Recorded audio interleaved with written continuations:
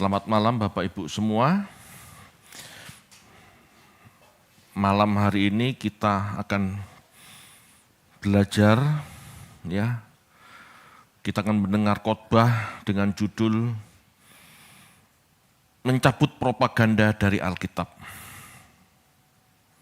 Bapak Ibu, di dalam Alkitab itu berisi firman Tuhan. Tetapi kalau kita salah membaca, salah cara membaca, maka yang muncul bukan firman Tuhan. Bisa jadi propaganda atau doktrin yang salah. Ya. Malam hari ini saya akan membedah ini. Kita akan mendalami ini supaya kita tahu. Ya, karena hari-hari ini muncul perseteruan ya di dunia. Trump dan Paus saling bergesekan. Padahal sama-sama Tuhannya Tuhan Yesus. Yang mana yang benar? Kita bagaimana? Kadang-kadang kita ini cuma ikut arus. Gitu ya. Ini tidak boleh Bapak Ibu, kita harus punya pengertian. Harus punya pengertian sendiri. Bapak Ibu, sebelum abad 18, paham ya? Sebelum abad 18, berarti tahun 1825 gitu ya. Zaman Pangeran Diponegoro itu ya, itu tidak ada orang Kristen yang fanatik sama Israel, tidak ada. Tidak ada Bapak Ibu. Selain memang tidak ada, ya selain memang negara Israel, selain memang negara Israel tidak ada, belum ada. Ya. Bangsa Israel hanya dikenal lewat Alkitab. Abad 18 itu belum ada negara Israel modern. Jadi tidak ada orang fanatik sama orang, jadi tidak ada orang Kristen fanatik sama bangsa Israel, tidak ada.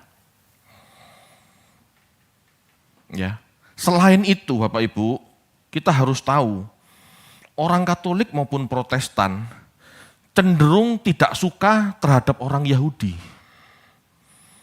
Kenapa? Karena orang Kristen maupun Katolik berpikir, orang Yahudilah yang menyalibkan Yesus. Orang Yahudilah yang menolak Yesus. Orang Yahudi menolak kebenaran. Mungkin tidak benci ya, tetapi gak suka. Gitu ya. Sikap Katolik,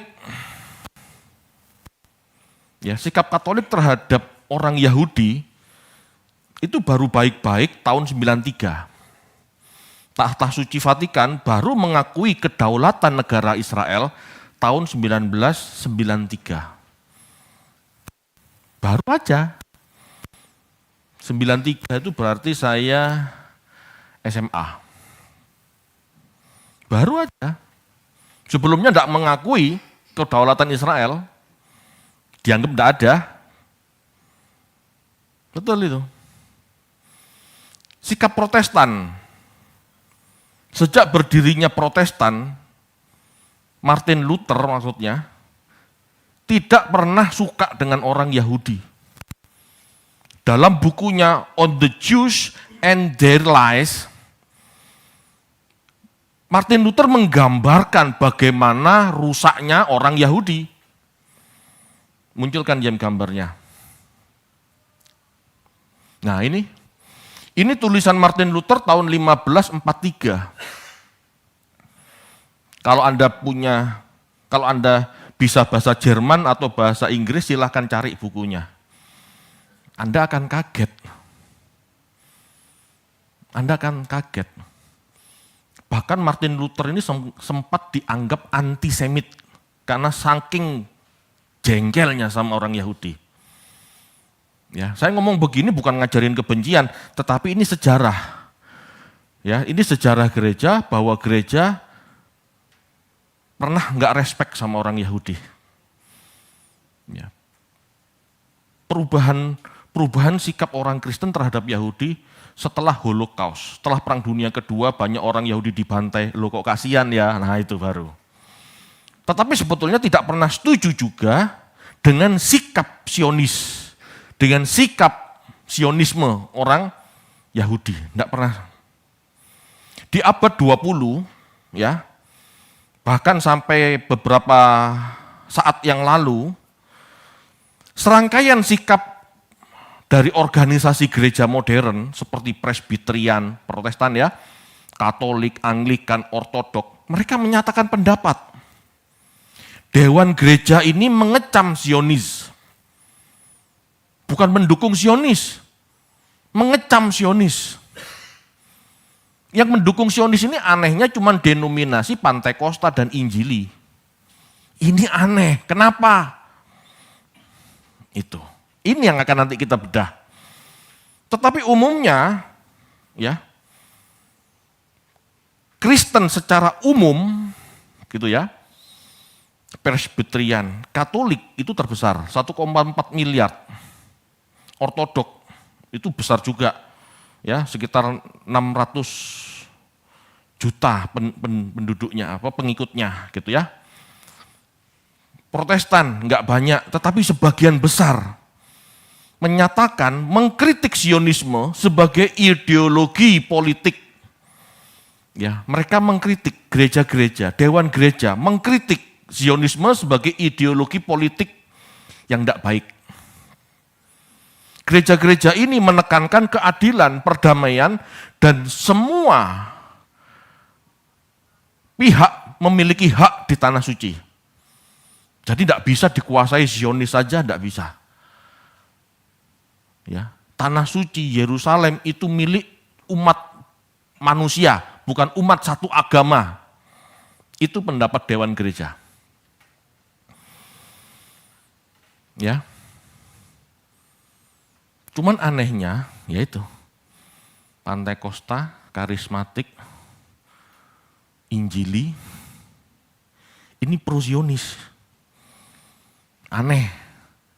Tapi nanti Anda akan tahu kenapa semua ini terjadi. Ya.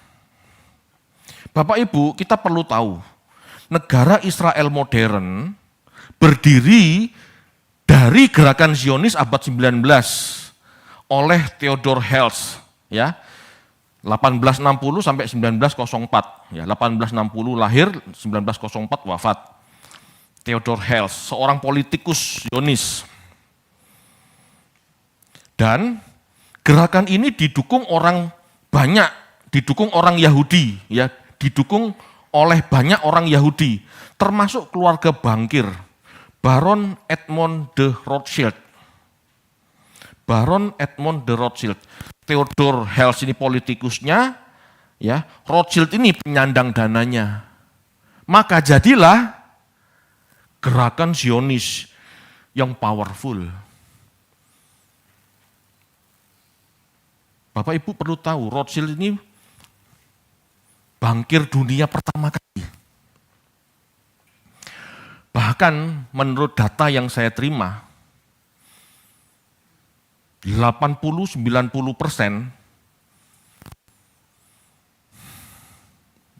bank milik sebuah negara, bank negara tertentu, cek, itu milik dia. Contoh The Fed, banknya Amerika, itu bukan punya negara Amerika loh. The Fed, banknya Amerika, itu punyanya Rothschild. Demikian juga banyak bank-bank di negara lain. Jadi bank-bank yang dimiliki Rothschild, ini punya pengaruh di negara-negara itu, pasti. Bagaimana kuatnya? Ya, supaya tahu aja. Ya. Jadi Bapak Ibu, gerakan ini didukung oleh Rothschild, ya, seorang bankir. Bahkan, ini sepintas, sebetulnya saya tidak mau menceritakan ini, nanti takut ngelantur kemana-mana, cuman saya gatel ya. Rothschild itu punya beberapa anak. Dari Jerman, anak yang pertama taruh di Inggris, anak yang kedua taruh di Amerika, anak yang ketiga taruh di Perancis gitu ya. Pada saat Perang Dunia, negara-negara yang perang ini semua pinjam duit sama Rothschild, termasuk Jerman. Jadi pada saat menang dunia dimenangkan Amerika, yang kalah bayar. Betul ya? Tahu enggak? Rothschild sebagai pemilik uang enggak pernah kalah, enggak pernah rugi. Karena yang menang pinjam duit sama dia, yang kalah pun pinjam duit sama dia. Ngerti maksudnya? Itulah keuangan Yahudi. Ya. Bapak Ibu, gerakan Theodor Herzl dan Rothschild ini bergerak ya tahun 1900 akhir abad 19, 1897 maksudnya, diadakan Kongres Zionis yang pertama 29 sampai 31 Agustus 1897. Diadakan Kongres Zionis pertama, ya. Maka lahirlah cita-cita mendirikan negara Yahudi. Ya, munculkan gambarnya ya, gambar kedua. Ya. Ini di Swiss, di Basel, Swiss. Yang datang politikus Yahudi dan bangkir-bangkir. Ya. Ini berdirinya negara Israel. Rapat, sidang, bukan doa puasa. Bukan doa puasa, ini orang sekuler semua. Bahkan juga sebagian ateis. Bapak Ibu, dari Kongres Zionis ini, muncullah cita-cita kembali ke tanah perjanjian. Mereka kepingin punya tanah sendiri, supaya mereka tidak selalu terusir dari negara-negara di mana dia tinggal. Kalau Bapak Ibu baca buku sejarah, Yahudi ini di Eropa sering diusiri. Ya, nggak disukai, orang Yahudi ini nggak disukai dan sering diusir. Supaya nggak terusir gimana? Mereka buat negara sendiri, itu maksudnya. Ya. Usaha itu dimulai. Namun menjadi kenyataan setelah Inggris yang mengalahkan Ottoman Turki. Dulu tanah perjanjian dalam kuasa Ottoman Turki sebelum Perang Dunia. Setelah Perang Dunia, ya, wilayah tanah perjanjian itu dikuasai Inggris. Nah, sehingga pada tahun 1917 Inggris memberi izin orang Yahudi kembali ke tanah perjanjian. Traktat ini, deklarasi ini disebut Deklarasi Balfour. Ya. Sebuah surat resmi yang dikeluarkan oleh pemerintah Inggris tanggal 2 November 1917 yang menyatakan dukungan bagi pendirian tanah air nasional bangsa Yahudi di Palestina. Yang mengizinkan Inggris. Kenapa Inggris mengizinkan? Nah, nanti terus dengerin. Penting Bapak Ibu. Surat ini ditulis oleh Sir Arthur Balfour, Menteri Luar Negeri Inggris, dan ditujukan kepada Lionel Walter Rothschild, seorang tokoh Yahudi mewakili Zionis. Jadi Perdana Menteri Luar Negeri Inggris memberikan surat persetujuan bangsa Yahudi boleh kembali ke tanah perjanjian melalui surat Deklarasi Balfour yang ditujukan kepada Lionel Walter Rothschild. Ya, dia mewakili komunitas Yahudi. Maka singkat cerita 14 Mei 1948 muncullah negara Israel modern. Itu ceritanya Bapak Ibu. Nah, sekarang kan kita bedah. Kok bisa secepat itu, Pak? Ya. Bapak Ibu, tidak ada asap jika tidak ada api, betul ya? Demikian propaganda Zionis muncul dari otak-atik Alkitab tanpa hermeneutik yang benar. Ayat-ayat Alkitab dicomot di luar makna konteks, kemudian disatukan dalam doktrin yang sistematis, akhirnya menjadi propaganda, bukan kebenaran. Bapak Ibu, orang Yahudi tahu, orang Yahudi itu cuma sedikit. Tidak banyak, tidak sampai 100 juta. Tidak sampai, apalagi di zaman itu, mungkin cuma 10 juta. Tidak banyak. Apalagi setelah di Holocaust, setelah dibunuhin sama Hitler. Tinggal sedikit. Tidak mungkin punya dukungan. Oleh sebab itu, mereka berpikir bagaimana caranya supaya banyak orang mendukung dia. Satu-satunya Bapak Ibu yang bisa diotak-atik, yang bisa menyatukan pikiran, itu Alkitab. Karena Alkitab Yahudi dan Alkitab Kristen sama. Ngerti ya?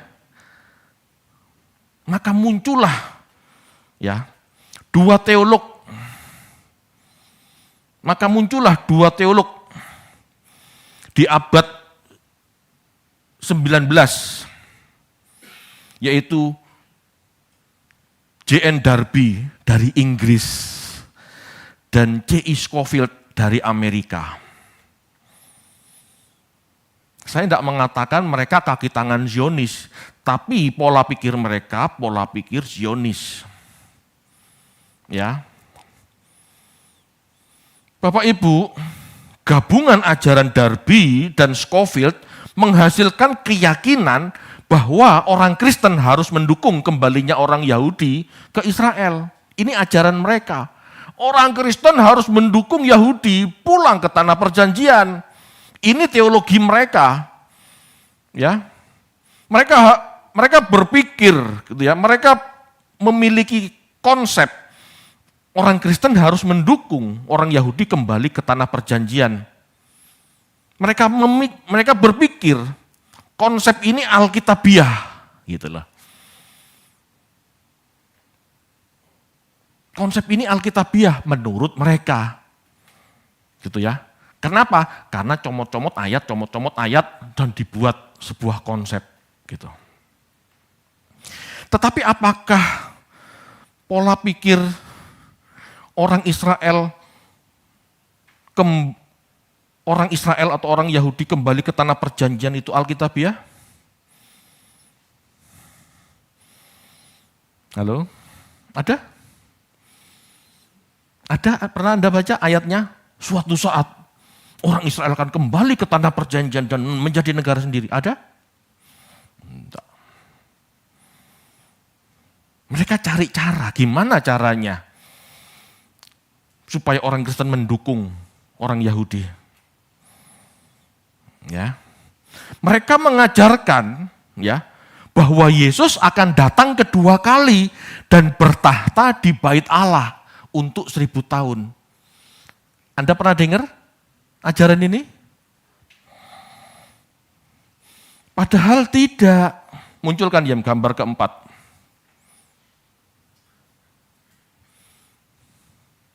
Nih. Pernah tahu ya ajaran ini ya? Naik ke surga, 2000 tahun gak ada apa-apa, lalu rapture, masuk tribulasi, lalu Yesus datang kedua kali, bertahta di bait Allah, dan memerintah 1000 tahun. Ini ajaran Scofield, ajaran Darby yang disebut dispensasionalisme. Ya. Munculkan gambar Scofield-nya. Saya tadi lupa. Scofield dan Darby. Nah ini tokoh-tokohnya. Ini tokoh-tokohnya yang mencetuskan teologi dispensasional yang banyak dianut gereja-gereja Pantekosta dan Injili. Cukup. Padahal Bapak Ibu, tidak ada di Alkitab yang menyatakan Yesus akan kembali ke dunia ini, ke bumi ini, lalu bertahta di bait Allah, lalu memerintah 1000 tahun. Tidak ada. Tunjukkan ayatnya kalau ada, tak jelaskan. Tidak ada Bapak Ibu. Yang Yesus katakan cuman dia datang di awan-awan menjemput kita. Selesai.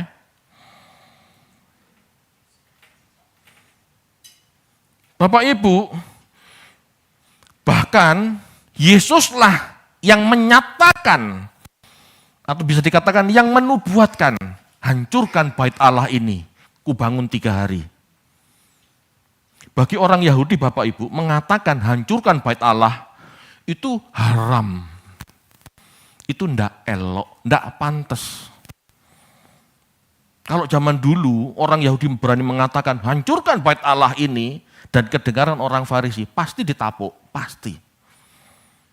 Bahkan mungkin dirajam.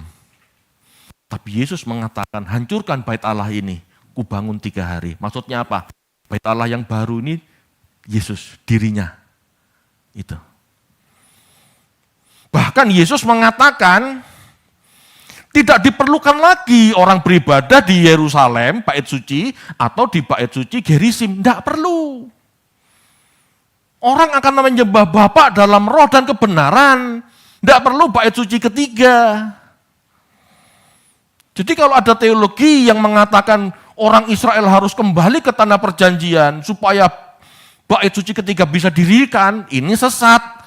Ini melawan Yesus, melawan ajaran Yesus. Pengorbanan Yesus mau dikemanakan kalau bait Allah muncul? Bait Allah muncul berarti ada lagi sistem korban. Halo? Padahal Yesus sudah mengatakan, aku mati sekali untuk selamanya kan?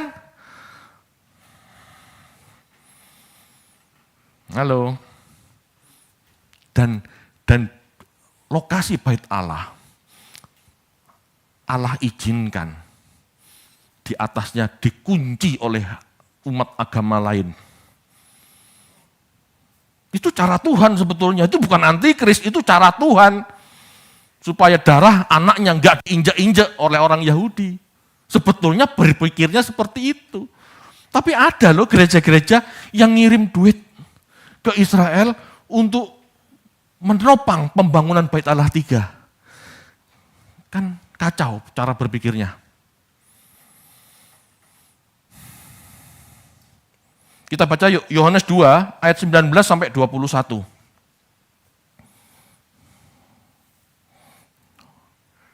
Yohanes 2 ayat 19 sampai 21. Jawab Yesus kepada mereka, rombak bait Allah ini dan dalam 3 hari aku akan mendirikannya kembali. Lalu kata orang Yahudi kepadanya, 46 tahun orang mendirikan bait Allah ini dan engkau dapat membangunnya dalam 3 hari. Tetapi yang dimaksudkannya dengan bait Allah ialah tubuhnya sendiri. Ya, bait Allah itu tidak perlu berdiri lagi. Kenapa? Karena Yesuslah bait Allah. Orang akan menyembah Bapa di dalam nama Yesus, itu maksudnya. Saya lupa ayatnya, tapi Yesus mengatakan, suatu saat kalau engkau menyembah Bapa di dalam namaku, wah, itu ada ayatnya loh. Lanjut. Yohanes 4 ayat 21 sampai 24. Yohanes 4 ayat 21 sampai 24. Kata Yesus kepadanya, percayalah kepadaku, hai perempuan. Saatnya akan tiba bahwa kamu akan menyembah Bapa bukan di gunung ini dan bukan juga di Yerusalem. Kamu menyembah apa yang tidak kamu kenal, kami menyembah apa yang kami kenal. Sebab keselamatan datang dari bangsa Yahudi. Tetapi saatnya akan datang dan sudah tiba sekarang, bahwa penyembah-penyembah benar akan menyembah Bapa dalam roh dan kebenaran. Allah itu roh dan barang siapa menyembah Dia harus menyembahnya dalam roh dan kebenaran. Allah itu roh. Sembahlah Bapa dalam roh dan kebenaran. Maksudnya sembahlah Bapa seperti roh, seperti angin. Roh itu juga angin, pneuma itu angin. Angin itu ada di mana-mana. Sembahlah Bapa seperti angin yang ada di mana-mana dengan kebenaran. Gak perlu di gedung, gak perlu bait Allah, bukan di Yerusalem, bukan di Gerizim. Tidak perlu ada bangunan bait Allah ketiga, tidak perlu. Halo Bapak Ibu, ini ajaran Yesus. Tapi berbeda, ajaran dispensasionalnya Darby dan Scofield ini mendorong orang Yahudi pulang ke tanah perjanjian dan membangun bait Allah ketiga. Sebetulnya ini pengkhianatan terhadap kasih karunia Tuhan. Bapak Ibu, ajaran dispensasional yang berkembang di akhir abad 19 ya. Dan Alkitab Studi Scofield yang terbit tahun 1909 ini sangat mempengaruhi gereja-gereja Injili di Inggris maupun di Amerika, termasuk denominasi baru yang mau muncul ya, termasuk denominasi baru yang muncul yaitu Pantekosta tahun 1906 di Amerika. Injil itu dari Inggris, di Amerika Injil juga banyak, plus denominasi baru Pantekosta dan turunannya termasuk karismatik. Ini menerima ajaran ini Bapak Ibu. Jadi jangan heran kalau Trump membela Israel. Karena otaknya dipenuhi teologinya Scofield, dispensasional. Salah membaca Alkitab, salah memahami Alkitab, kita melawan Allah loh, kita melawan ajaran Tuhan. Tuhan mengatakan kasihlah musuhmu.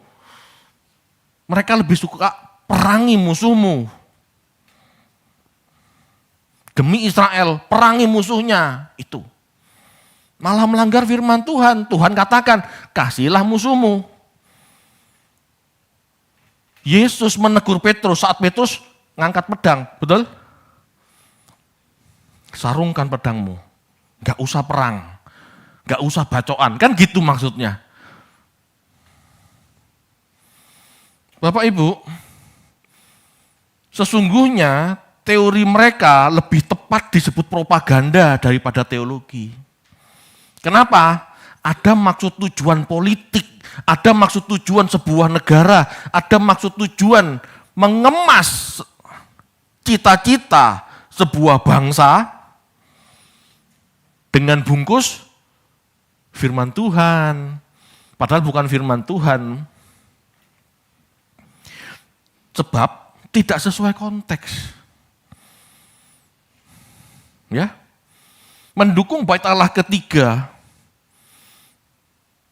Karena Yesus akan bertahta di sana. Mana ayatnya? Tidak ada. Tapi banyak orang Kristen percaya. Apa bukan propaganda? Padahal jelas Yesus mengatakan menyembah Allah tidak di Yerusalem maupun di gedung. Pemikiran ini mengkhianati pengorbanan Yesus sekali untuk selamanya. Bapak Ibu, pemikiran ini langsung atau tidak langsung melahirkan dukungan berdirinya negara Israel modern. Betul enggak? Karena pengaruhnya sudah, oh iya ya, membela Israel berarti membela Tuhan Yesus. Membela Israel berarti mendukung bangunan bait Allah supaya Yesus bertahta di sana. Seolah-olah Tuhan itu minta tolong kita buatin tempat untuk bertahta. Make sense enggak? Allah enggak perlu bangunan manusia. Ya. Langsung atau tidak langsung, teologi ini membuat banyak orang Kristen mendukung berdirinya Israel modern. Itu sebabnya Bapak Ibu penting belajar Alkitab dengan ketat.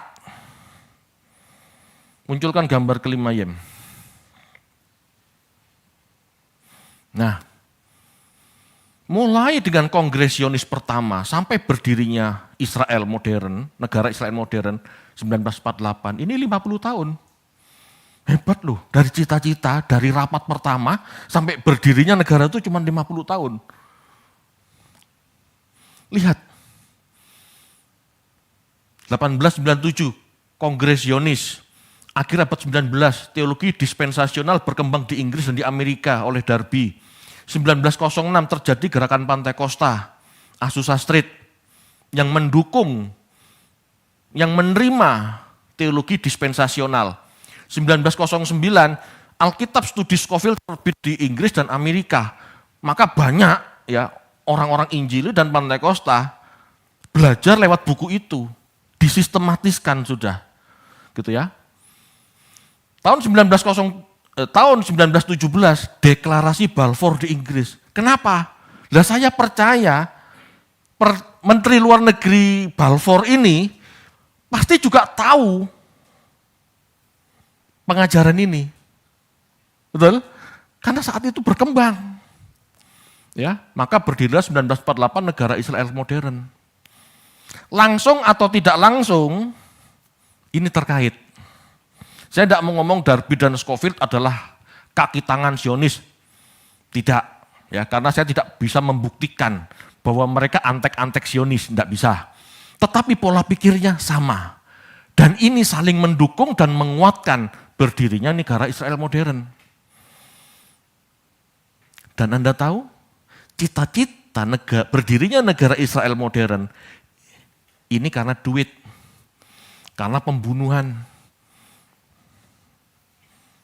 Pengungsi Yahudi dari Eropa yang masuk, waduh kalau cerita ini panjang, nanti tidak selesai.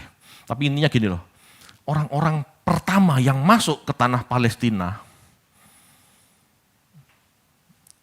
itu mendirikan angkatan bersenjata.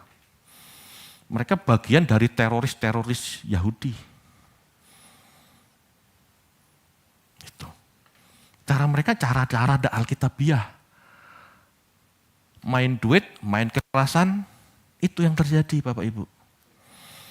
Oke, cukup ya. Saya nggak mau terus soal itu. Bapak Ibu, sesungguhnya kerajaan Israel modern, sesungguhnya negara Israel modern berbeda dari kerajaan Israel kuno. Beda. Ya, kalau kerajaan Israel kuno Bapak Ibu sesungguhnya berdiri di atas tanah-tanah bangsa lain yang juga sudah ada sebelum mereka. Ya, sebelum ada kerajaan Israel, bangsa Kanaan, Filistin, Amori, Yebus itu sudah ada. Di zaman Yosua mereka sudah ada. Betul ya? Apa lupa? Itu bukan tanah kosong. Tanah yang dijanjikan Allah kepada Abraham itu bukan tanah kosong, itu sudah ada pemiliknya. Yosua 13 ayat 3 dan 5, ayo dibaca yuk.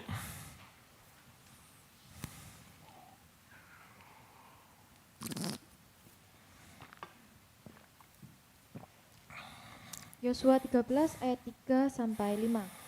Mulai dari sungai Sikor di sebelah timur Mesir sampai ke daerah Ekron ke arah utara, semuanya itu terhitung tanah orang Kanaan. Ada 5 raja kota orang Filistin, yakni di Gaza, di Asdod, di Eskaleton, di Gad, dan di Ekron, dan orang Awi di sebelah selatan, seluruh negeri orang Kanaan dan Meara, kepunyaan orang Sidon, sampai ke Afek, sampai ke daerah orang Amori. Selanjutnya ke negeri orang Gebal dan seluruh gunung Libanon di sebelah matahari terbit, mulai dari Baal-Gad di kaki gunung Hermon sampai ke jalan yang menuju ke Harmat. Jelas? Daud kan hidup jauh setelah Yosua kan? Di zaman Yosua, tanah Kanaan itu sudah ada pemiliknya Bapak Ibu. Halo?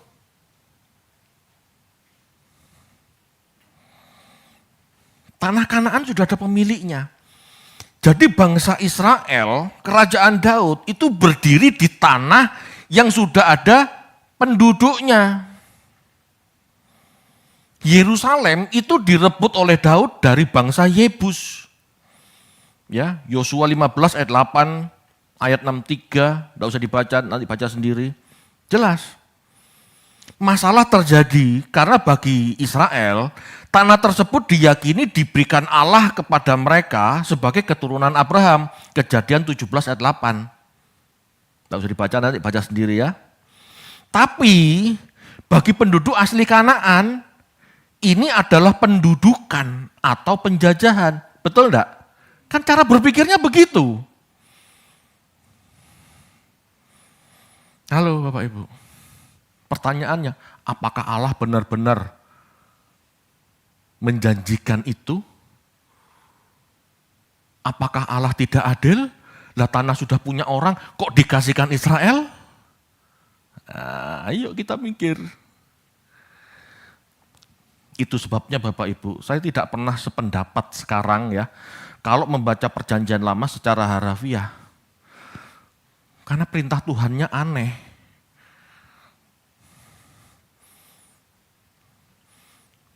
Tuhan yang sama yang memerintahkan, jangan engkau mengingini barang sesamamu, betul? Jangan engkau mengingini harta sesamamu, betul? Lah kok malah mengizinkan tanah orang lain diduduki. Ayo berpikir. Bapak Ibu, perang saat ini, modern ini, sesungguhnya bukan kelanjutan perang Israel kuno dan tanah Filistin. Ya, perang saat ini Israel dan Palestina modern sebetulnya bukan kelanjutan perang Israel kuno dan Filistin kuno, bukan. Tetapi perang dua bangsa pendatang. Kerajaan Israel kuno sudah musnah. Terpecah jadi utara dan selatan, betul ya? Yang utara dibuang oleh Asyur, yang selatan dibuang oleh Babel. Tetapi rakyat yang selatan, Yehuda, bisa pulang. Tapi ingat, di tahun 70, orang Yahudi juga dihancurkan, dibuang oleh Roma. Jadi bangsa ini sebetulnya sudah tidak ada. Dibuang itu artinya kamu tidak usah di sini, tidak usah di tanah itu, gitu loh. Begitu juga dengan orang-orang Filistin kuno. Orang-orang Filistin kuno itu Bapak Ibu, itu keturunan orang Kreta, orang-orang Yunani, orang Kleti dan Pleti. Bahkan Daud sendiri, itu tidak selamanya perang sama Filistin. Panglima pasukan Daud, itu orang Kreti dan Pleti. Pasukan Daud itu orang Kreti dan Pleti, orang Filistin itu loh pasukan Daud. Daud dulu dengan orang Filistin hidup bersama. Tapi di zaman modern ini Bapak Ibu, Filistin kuno udah tidak ada, orang Kreti dan Pleti sudah tidak ada. Orang Filistin yang sekarang, orang Palestina yang sekarang itu pendatang. Pendatang dari mana? Dari Arab. Kawin campur sama orang-orang sana, akhirnya jadi Palestina. Bapak Ibu, kalau kita mau berpikir jernih dan jujur, sebetulnya tanah itu bisa didiami bersama. Seperti Daud dulu dengan Filistin juga sempat hidup bersama. Bahkan orang Filistin menjadi pasukannya Daud. Nah kenapa sekarang kok sulit? Kenapa nggak mau duduk dialog daripada saling serang, saling bunuh? Halo. Lupa itu kan dijanjikan Allah untuk keturunan Abraham. Sekarang pertanyaannya, keturunan Abraham itu apa hanya orang Yahudi? Orang Arab ya keturunan Abraham, betul? Kita semua tahu Abraham, Ishak, Yakub, 12 suku Israel. Gitu? Abraham, Ismail, betul? Itu menurunkan anak-anak atau suku bangsa Arab.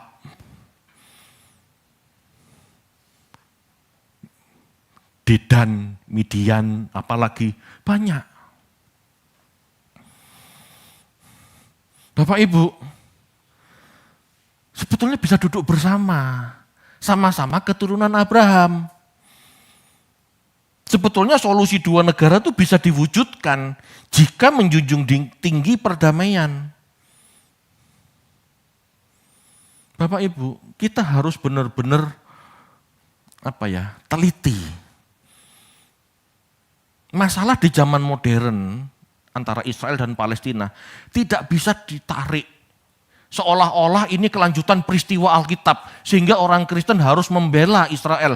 Tidak ada seperti itu. Kita harus tahu Bapak Ibu, perbedaan Israel modern dan Israel Alkitab. Israel dalam Alkitab Bapak Ibu itu adalah kerajaan teokrasi yang dipimpin oleh Raja Daud yang dipilih oleh Allah. Betul?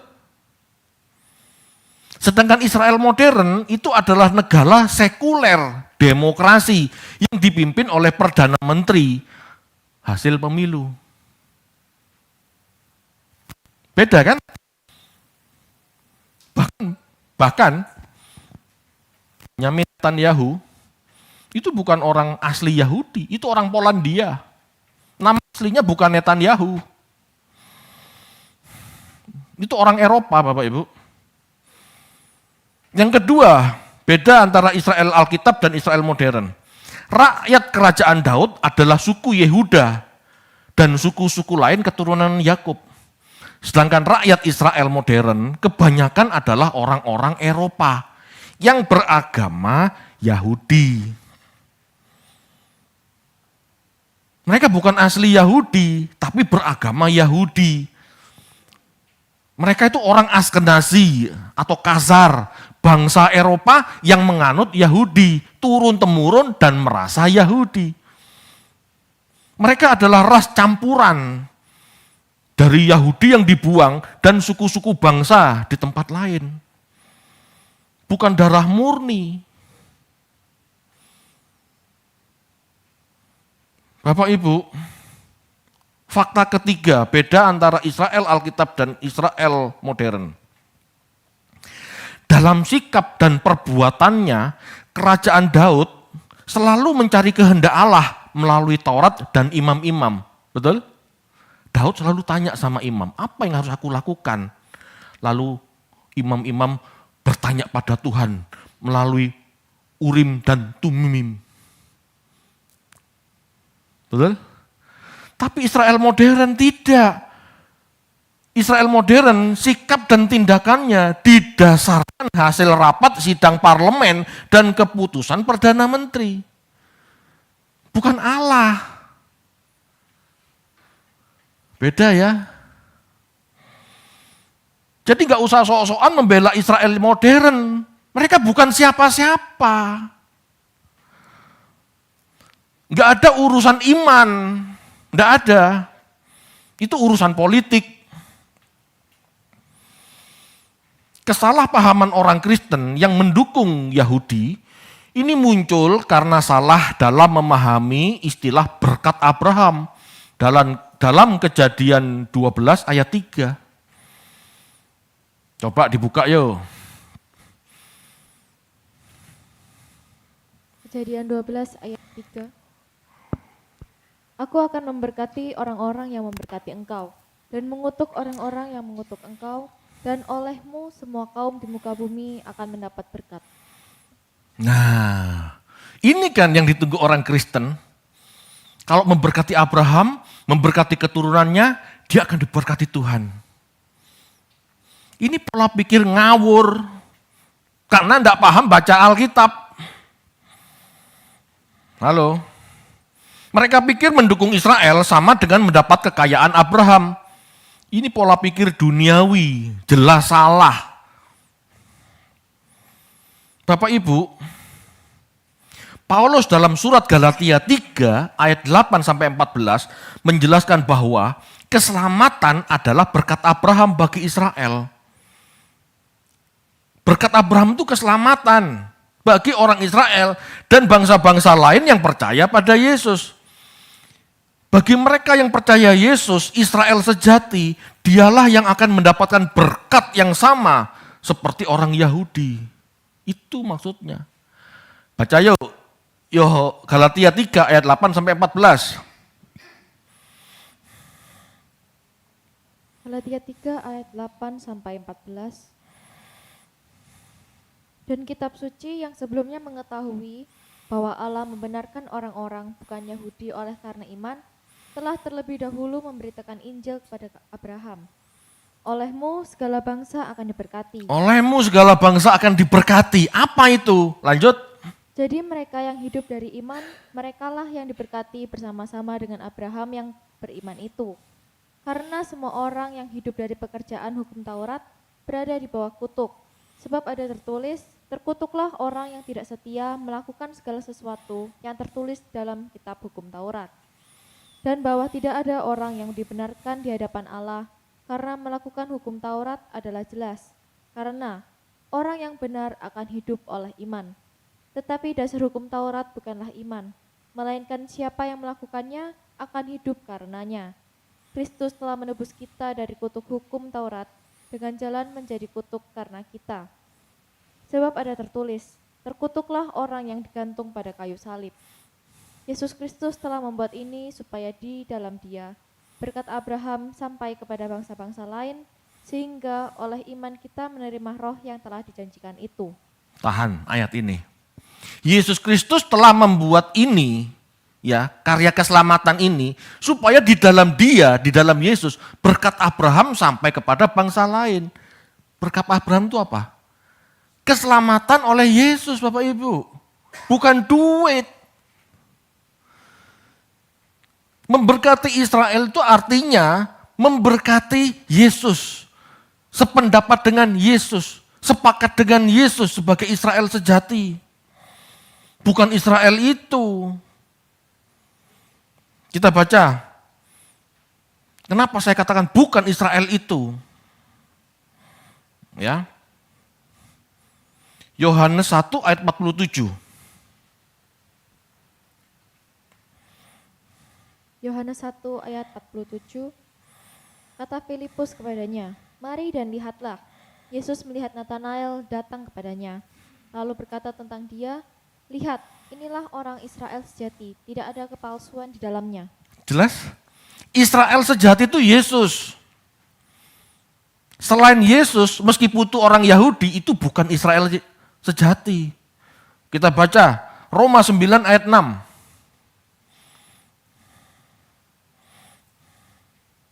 Roma 9 ayat 6, akan tetapi firman Allah tidak mungkin gagal, sebab tidak semua orang yang berasal dari Israel adalah orang Israel. Jelas? Tidak semua orang berasal dari Israel, orang Israel. Yang disebut Israel sejati itu Yesus. Orang suci, orang taat, itu loh Israel sejati. Orang yang beriman, itu loh Israel sejati. Kalau kita mau mendapatkan berkat Abraham, ya taatlah seperti Abraham. Maka kita menerima keselamatan di dalam nama Yesus yang adalah keturunan Abraham. Itu maksudnya. Nah kalau nggak bisa baca Alkitab, pusing. Jadinya ayat-ayat perjanjian lama jadi alat propaganda. Alat untuk memberkati Israel secara jasmani, secara politik. Jadi alat propaganda untuk mengeruk keuntungan. Itu Bapak Ibu. Prinsip Alkitab, menjelaskan Alkitab itu utama. Tidak bisa kita artikan suka-suka sendiri. Bapak Ibu, Allah adalah Allah segala bangsa. Allah yang benar tidak pilih kasih terhadap bangsa tertentu. Halo? Lupa itu kan Allah Israel, itu Allah segala bangsa, bukan Allah Israel. Awalnya kita mengenal melalui Israel, tetapi sebetulnya Allah yang Esa itu Allah segala bangsa, bukan hanya Allah Israel. Kita baca Amos 9 ayat 7.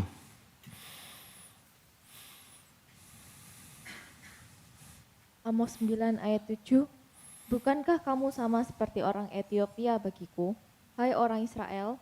Demikianlah firman Tuhan, bukankah aku telah menuntun orang Israel keluar dari tanah Mesir, orang Filistin dari Kaftor, dan orang Aram dari Kir? Ya, Israel itu sama dengan orang Ethiopia, sama dengan orang Filistin, sama dengan orang Aram, sama. Nggak lebih tinggi, gak lebih hebat, gak lebih mulia di hadapan Tuhan. Sama. Bagi Allah yang esa, semua bangsa itu sama. Tapi Pak, orang Israel kan umat pilihan. Dia umat pilihan, mereka umat pilihan untuk menyatakan kehendak Allah. Bukan berarti dia lebih hebat. Dipilih untuk menyatakan kehendak Allah. Tapi tidak jalan, makanya digepuk, dihancurin. Bapak Ibu, ini kebenaran. Allah segala bangsa. Halo? Oleh orang Yahudi, Israel bagian selatan, dipahami namanya Yahweh. Oleh orang Kanaan bagian selatan, Israel utara, Yerusalem, dipanggil namanya Elyon.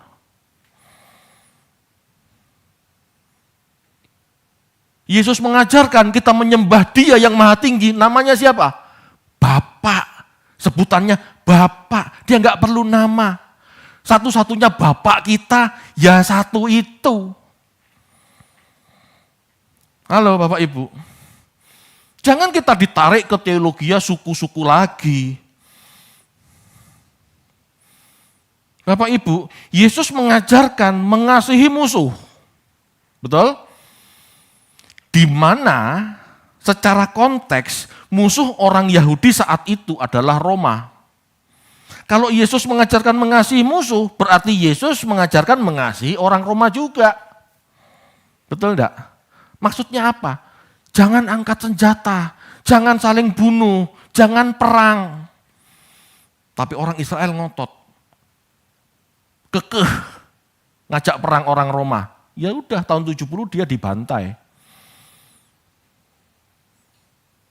Tidak ada ayat dalam kitab suci yang menyatakan atau menubuatkan lahirnya negara Israel modern. Tidak ada. Tidak perlu ada lagi. Ya, tidak perlu ada lagi negara berdiri berdasarkan suku, agama, ras tertentu. Tidak perlu. Halo? Bagi Allah tidak ada Yahudi maupun Yunani, semua sama saja. Roma 10 ayat 12, tidak usah dibaca. Anda pernah baca itu kan? Bagi Allah yang indah ini seperti Indonesia ini loh, Bhinneka Tunggal Ika tuh loh. Macam-macam ras, macam-macam golongan, macam-macam suku, tapi hidup damai, rukun, itu indah di mata Tuhan. Tidak perlu negara Yahudi berdiri lagi, itu tidak perlu sebetulnya. Itu bukan kehendak Allah, itu akal-akalan orang Zionis. Bapak Ibu, orang Yahudi sebetulnya tidak pernah welcome terhadap kekristenan. Bahkan berusaha menghancurkan kekristenan sejak semula. Sebab bagi mereka Yesus dan Paulus ini merusak Yudaisme. Semua itu terbukti dalam Talmud mereka. Namun, ya, kita tidak perlu membenci mereka atau menjadi antisemit. Tidak perlu. Kita lakukan aja yang Tuhan Yesus ajarkan. Kita mengasihi mereka dan berdoa agar bertobat dari cara hidupnya yang jahat dan rasis. Doakan boleh, tapi jangan mendukung. Kalau Anda mendukung, Anda ikut dalam dosanya. Kalau Anda mendukung Israel, Zionis, Anda ikut dalam kejahatannya. Kitab Yakobus mengatakan itu. Kita nggak perlu sampai mendukung mereka dalam politik. Nggak perlu.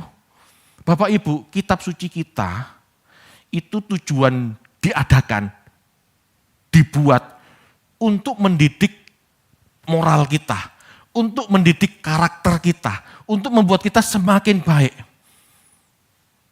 Membaca Alkitab secara salah, akhirnya kita digiring untuk segala macam gerakan yang tidak benar.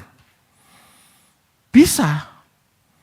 Makanya belajarlah Alkitab, dengarkan pendeta-pendeta yang benar-benar bisa menghermeneutik dengan benar. Amin Bapak Ibu. Tuhan tidak pernah ngajarin bunuh-bunuhan. Petrus, jangan kirim Petrus, sarungkan pedangmu. Mungkin kalau zaman sekarang si Trump ketemu Tuhan Yesus, Trump, jangan kirim pasukan. Kan gitu. Bapak Ibu, ayo sebagai orang Kristen kita harus menghadirkan kedamaian. Khotbah Yesus di Matius 5, berbahagialah orang yang membawa damai, kok malah bawa perang. Bapak Ibu, kita salah. Golongan kita salah. Dengan mendukung Israel, mendukung perang, itu tidak membawa damai. Yesus mengajarkan anak-anak Allah itu membawa damai. Berbahagialah anak-anak Allah yang membawa damai. Berbahagialah mereka yang membawa damai, karena itu disebut anak-anak Allah. Bawa ribut, bawa perang. Bukan anak Allah, itu anak setan itu. Bapak Ibu kan gitu cara berpikirnya. Amin. Khotbah ini harus saya sampaikan, karena hari-hari ini kan gaduh. Dan kita tidak mau ya dalam posisi yang salah. Amin Bapak Ibu. Mari kita berdoa.